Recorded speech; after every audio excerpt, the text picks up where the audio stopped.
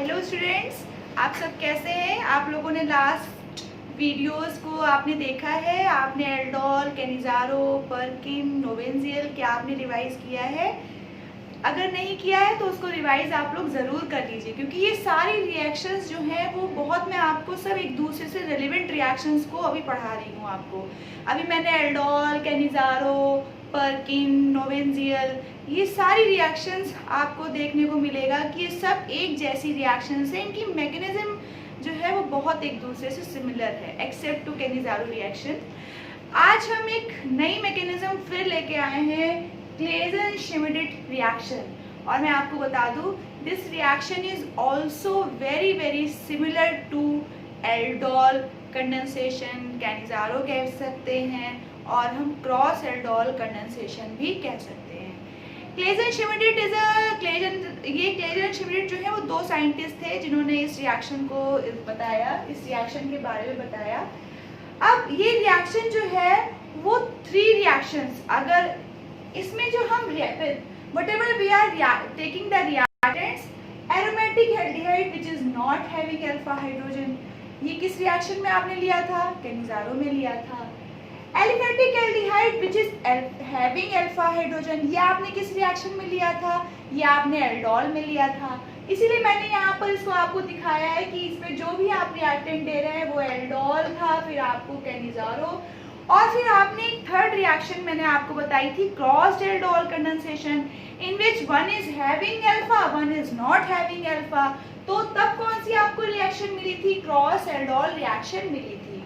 तो आज और क्लेजन-श्मिडिट रिएक्शन की mechanism is very similar to the aldol condensation. Okay, तो डिस्कस करते हैं what is the Claisen Schmidt reaction. In this reaction we are taking aromatic aldehyde which is not having alpha hydrogen, aliphatic aldehyde, maybe aliphatic aldehyde ketone ester आप ले सकते हैं, आप aliphatic aldehyde ketones और ester भी आप ले सकते हैं। In presence of base, base की प्रेजेंस में आफ्टर बेस के साथ रिएक्शन के बाद आपको क्या मिलेगा, 10% NaOH। अच्छा, हमने यहाँ पे इस रिएक्शन में परसेंटेज भी लिया है। अगर हम स्ट्रॉन्ग बेस यूज कर रहे हैं तो percentage of alkali is very necessary. Okay, तो what will be the compound is formed, what will be the product will be formed, alpha beta unsaturated aldehyde and ketones और ester will be formed। यानी अगर आपने aromatic aldehyde लिया, aliphatic aldehyde लिया which is not having alpha hydrogen, which is having alpha hydrogen, presence of base, what will be the product will be formed alpha beta unsaturated aldehyde ketones और ester। Okay, तो इसमें आपको ये ध्यान रखना है, this is the Claisen Schmidt reaction. Okay, in which aliphatic aldehyde की जगह पर आप एलिफेटिक कीटोन, एलिफेटिक ईस्टर भी ले सकते हैं, which is reacting with the aromatic aldehyde। okay, in presence of base आपको what will be the product is alpha beta unsaturated aldehyde ketones और ester। तो ये कुछ एग्जांपल्स मैंने आपको बताए हैं, जैसे कि benzaldehyde, acetaldehyde, 10% energy at room temperature में आपको सिनल्डिहाइड मिलता है। ऐसे ही बेंजल्डिहाइड आपको एसीटोन के साथ, देखिए मैंने कहा था ना एल्डिहाइड एसीटोन के साथ रिएक्शन कराई तो आपको बेंजिलिडीन एसीटोन मिलता है। ऐसे ही आपने बेंजल्डिहाइड लिया, एसिटोफिनोन लिया, जब आपने एसिटोफिनोन लिया तो आपको बेंजिलिडीन एसिटोफिनोन मिलता है। ठीक है, ये बेंजिलिडीन बेंजीन से देखिए डबल बॉन्ड कॉन्जुगेशन में है रिंग के। ऐसे ही फोर्थ रिएक्शन बेंजाइड विद ईस्टर, देखिए मैंने नेक्स्ट ईस्टर लिया है, CH3CO C2H5 10% NaOH solution 30 degree centigrade temperature दिया गया है। These reactions also occur in very low temperature में भी रिएक्शंस हो जाती हैं।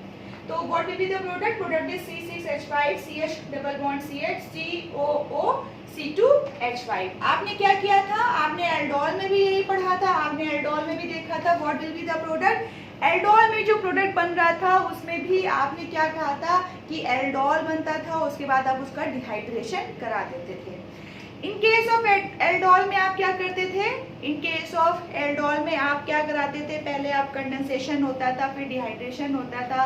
इस रिएक्शन में भी very similar to aldol condensation.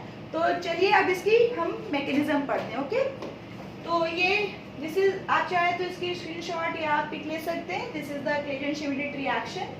Okay, तो चलिए स्टार्ट करते हैं मैकेनिज्म।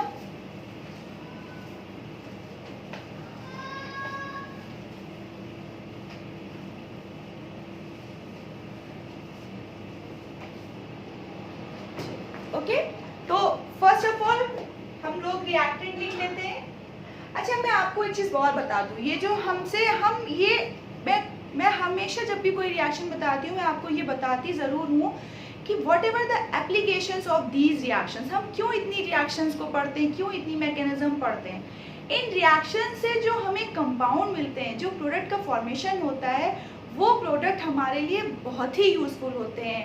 मेडिसिनली ये these compounds are used very much, बहुत ज़्यादा इनका यूज़ होता है। जैसे भी आपने देखा था, मैंने रब कर दिया, ये सिनेमल्डिहाइड बना था, तो ये सिनेमल्डिहाइड का यूज़ जो है हम लोग परफ्यूमरी में बहुत ज़्यादा करते हैं। जितनी भी परफ्यूमरी इंडस्ट्री है उसमें परफ्यूमरी में इसका यूज़ बहुत ज़्यादा किया जाता है। और जितने भी कंपाउंड्स थे, इन सब ये सारे कंपाउंड्स जो हैं इनसे एल्केलॉइड्स बनते हैं, नेचुरल प्रोडक्ट्स बनते हैं। ठीक है, क्लेजन-श्मिट रिएक्शन का यूज़ सबसे ज़्यादा क्या होता है?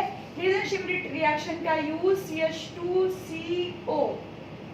अगर नेचुरल प्रोडक्ट में ये पता करना हो कि उस नेचुरल प्रोडक्ट में ये ग्रुप प्रेजेंट है कि नहीं प्रेजेंट है, तो हम क्लेजन-श्मिट रिएक्शन का यूज़ करते हैं, जिससे हमें ये पता चल जाता है कि एल्कलॉइड में या नेचुरल प्रोडक्ट में अगर ये ग्रुप प्रेजेंट है, अगर CH2CO ग्रुप प्रेजेंट है, इसका मतलब ये क्या करेगा, इट विल कंडेंसेशन इसमें हो सकता है। ओके, अगर नेचुरल प्रोडक्ट में आपको ये पता करना हो कि CH2CO ग्रुप प्रेजेंट है कि नहीं है, तो आप इस रिएक्शन का यूज़ कर सकते हैं। और इस रिएक्शन के यूज़ करने के बाद हमें ये पता चल जाता है कि जो भी प्रोडक्टेंट है वो क्या हो सकता है, उसका आप कंडेंसेशन करा सकते हैं। ठीक है, तो दिस इज द, ये सारे इसके एप्लीकेशंस हैं। एल्केलाइड्स, बीटा आइनोन, अल्फा पाइनिन, फ्लेवोन्स, ये सारे कंपाउंड्स का फॉर्मेशन इनसे होता है। फ्लेवोन्स, अल्फा पाइनिन, बीटा आइनोन, फ्लेवनॉल्स, इन सब चीज़ों का यूज़, इन सब प्रोडक्ट्स का यूज़ हम यहाँ इस क्लेजन-श्मिट रिएक्शन से बनाते हैं। तो चलिए मैकेनिज्म डिस्कस करते हैं। सबसे पहले हमारी रिएक्शन क्या, पहले हम ये लिख लेते हैं, C6H5 C double bond OH।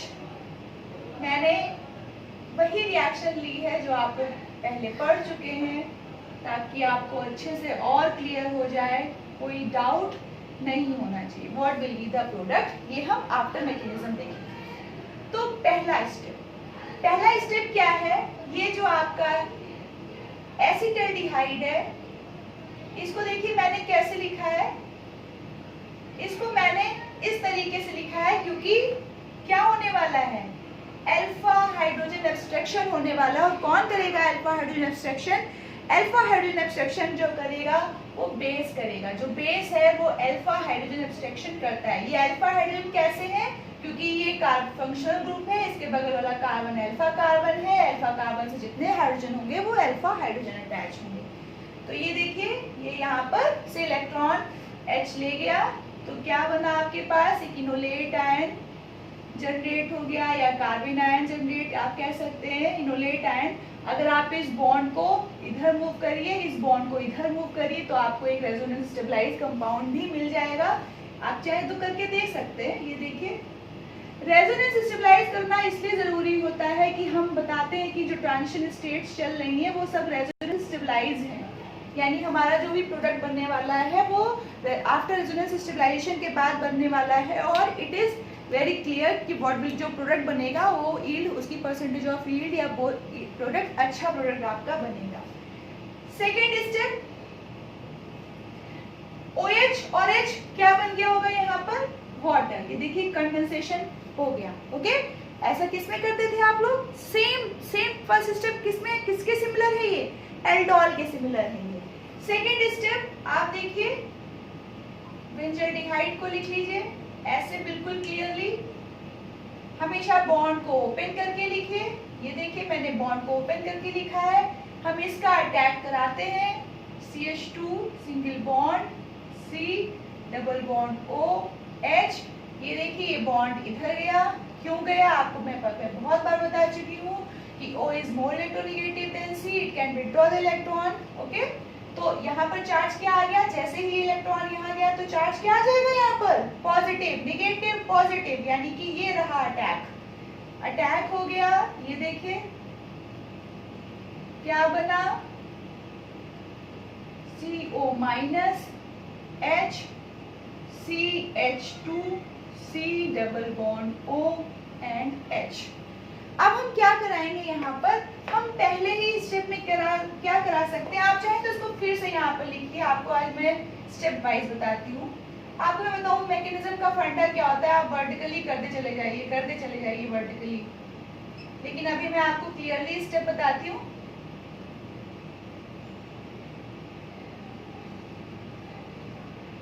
जो आपका वाटर यहाँ निकला था, ये देखिए मैं इसका प्रोटोनेशन कराती हूँ।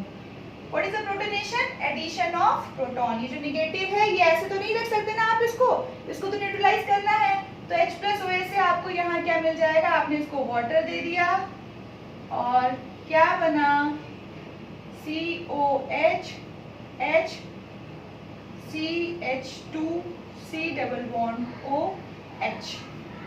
अब हम क्या करने जा रहे हैं, देखिए अब हम डिहाइड्रेशन करने जा रहे हैं। Next step is dehydration. OH H। अब देखिए मैंने इसको ऐसे लिखा है, ठीक है, क्यों, क्योंकि हमारा बेस आ रहा है, ये देखिए बेस क्या करता है, this is the alpha proton, base यहाँ से क्या करेगा, इस अल्फा प्रोटॉन को यहाँ से ले जाएगा, ओके। ये देखिए मैंने कई बार कहा है कि मैकेनिज्म को आप जिस तरीके से भी समझ सकते हैं, आप अपनी केमिस्ट्री उसमें आप, ये देखिए H यहाँ से चला गया पर यहाँ पे रह क्या गया, निगेटिव चार्ज यहाँ पे रह गया। आपको सभी को पता है, बहुत से टर्म्स आप यूज कर सकते हैं, इलेक्ट्रोनेगेटिविटी टर्म यूज कर सकते हैं, मैं तो आपसे सिंपल इतना कहती हूँ कि प्रोटॉन के फॉर्म में भी H रह सकता है, बहुत खुश रहता है, तो अपना एक इलेक्ट्रॉन देकर वहाँ, कार्बन क्या करता है, इलेक्ट्रॉन खींच लेता है, तो H क्या करेगा, वहां से निकलने में ही खुश रहेगा, वहां से निकल के इसके साथ चला जाएगा और वाटर बना लेगा, ओके। तो C डबल बॉन्ड OH। अब इसी में देखिए ये क्या कर सकते हैं, यहाँ से जैसे ही ये यहाँ से गया, ये निगेटिव चार्ज अंदर की ओर आ गया, क्लियर, जैसे ही ये यहाँ से ऐसे जाएगा, ये निगेटिव चार्ज अंदर चला जाएगा। तो what will be the product,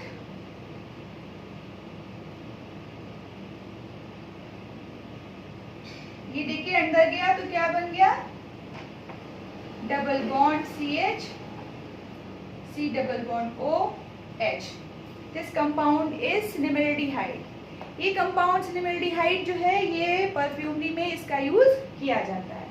तो बहुत ही सिंपल मैकेनिज्म है, it is very very similar to the aldol. Aldol के जैसे आपने एल्डोल में एल्डोल बनाया था, इसमें भी आपने वैसे ही रिएक्शन कराई है, आपने जैसे all these reactions are nucleophilic addition reactions, okay. तो न्यूक्लियोफिलिक एडिशन रिएक्शन जो है वो क्या करती है, सीधे अटैक करती है कार्बोनिल एरोमेटिक कंपाउंड पे, एरोमेटिक बेंजोल्डिहाइड पे। मैकेनिज्म का मतलब क्या है कि एदर इट इन क्लॉकवाइज और इन एंटी क्लॉकवाइज डायरेक्शन, याद रखिए हमेशा।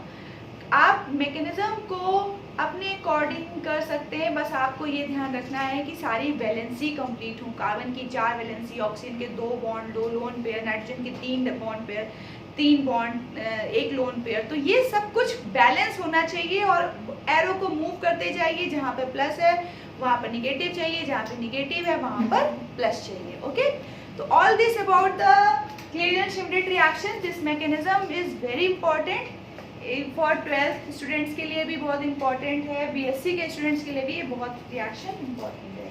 तो this is the cinnamaldehyde compound is form. तो क्या whatever the product will be form, इसमें आपको एलिफेटिक, इसमें आपको क्या क्या मिल सकता है, आपको इसमें एल्डिहाइड, कीटोन्स और ईस्टर मिल सकता है। Alpha beta unsaturated aldehyde, ketones and ester. Alpha beta कैसे, functional group alpha beta, this is alpha beta unsaturated compounds का फॉर्मेशन मिलता है। ओके, तो स्टूडेंट्स आप सभी लोग क्या कर रहे हैं, घर में रहिए और घर में बैठ के पढ़िए और सेफ रहिए। Okay, this is all about Claisen Schmidt reaction.